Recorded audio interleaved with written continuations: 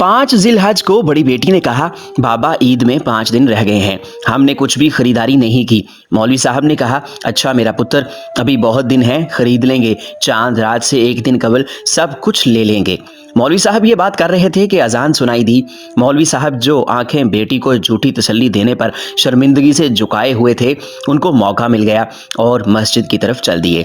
ईद से एक दिन कबल जब मौलवी साहब हर तरफ से नाउम्मीद हो गए, क्योंकि मांगने से इज्जत नफ्स जाती है, और कर्ज लेना नहीं क्योंकि वापसी की कोई सूरत मुमकिन ही नहीं, और खुद से किसी को तौफीक नहीं हुई, क्योंकि मौलवी साहब के बच्चों के कौन से दिल होते हैं जो मचलते हों, उनके कौन से एहसासात होते हैं, वो कौन सा फीलिंग रखते हैं, उन्होंने कौन सा बाहर निकलना है। तो मौलवी साहब जो कि तावीलों के बेताज बादशाह थे, दलील तो उनके घर की लौंडी थी, समझाने में तो माहिर थे। जब कोई इंतजाम ना हुआ तो सोचा आज जितनी मंतिक और इस्तकरा कयास पड़ा है, सबको बरूए कार लाकर बेटी को कायल करूंगा।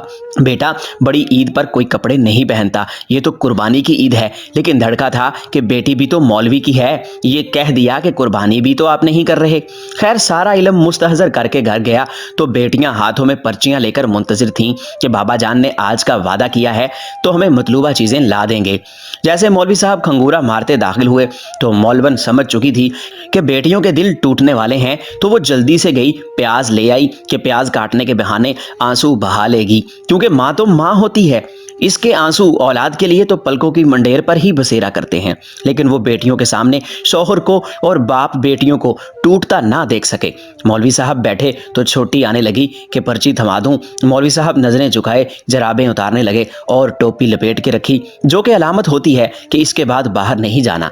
कि अचानक छोटी को बड़ी बेटी बाजू से पकड़ती है और उसे इशारे से रोकती है और उसके हाथ से पर्ची लेकर अपनी पर्ची में रखकर चुपके से चटाई के नीचे छुपाती है। ये सब मौलवी साहब की नखियों से देख रहे थे, लेकिन ना देखने की कमाल फनकारी कर रहे थे। मौलवन के आंसू प्याज के बहाने सीले रवां बने हुए थे। मौलवी साहब का सारा इल्म जीरो हो गया। इसे लगा जैसे वो सबसे ज्यादा जाहिल, उजड़ और गंवार है।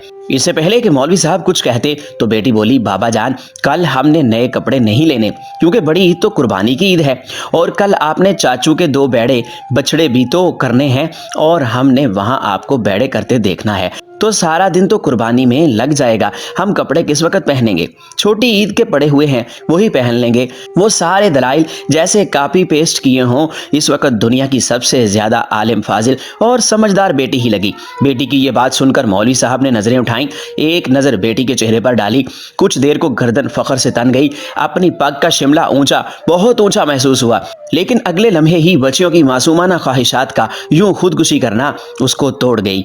इसे अपना आप बेतहाशा नाकाम बाप, जो ईद पर भी जरूरत की ख्वाहिश ना पूरी कर सका, इससे ये बर्दाश्त ना हुआ। जल्दी से कमरे में जाकर सोने का कहकर बिस्तर में घुस गए और वहां होंठ सी लिए, मुंह को भींचा और आंखों से कहा, तुम आजाद हो, बरस लो, वरना गम के अंदर के सुनामी से मर ही जाओगे। सुबह उठकर मौलवी साहब नमाज के लिए चले गए। वापस आए तो छोटी बेटी ने 10, 20, 50 के चंद नोट पकड़े हुए थे। बोली, बाबा ये पैसे हैं, आप ऐसे करें कि भाई को कपड़े ले दें, उसने कल आपके साथ मस्जिद जाना है, और वो छोटा है, गली में खेलेगा तो सब क्या कहेंगे। ये एक और धमाका था, लेकिन बहन का भाई के लिए प्यार क्या होता है सब समझा गया। हमारे मुआशरे में अक्सर मौलवी हजरात की जिंदगी इसी तरह की कशमकश का शिकार है। वो शख्स जो पूरे मोहल्ले को ईद की नमाज पढ़ाता है, खुद अपने और अपने बच्चों के लिए कपड़े भी नहीं खरीद सकता।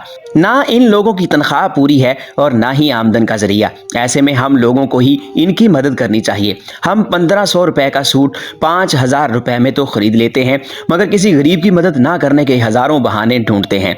बड़े प्लाजा में जाकर 2 कौड़ी की चीज हजारों रुपयों में चुपचाप खरीद लेते हैं, लेकिन अगर कोई गरीब 50-100 मांग ले तो फिलासफर बनकर उसे लेक्चर देते हैं। एक दूसरे की मदद से ही जिंदगी का असल मकसद हासिल किया जा सकता है।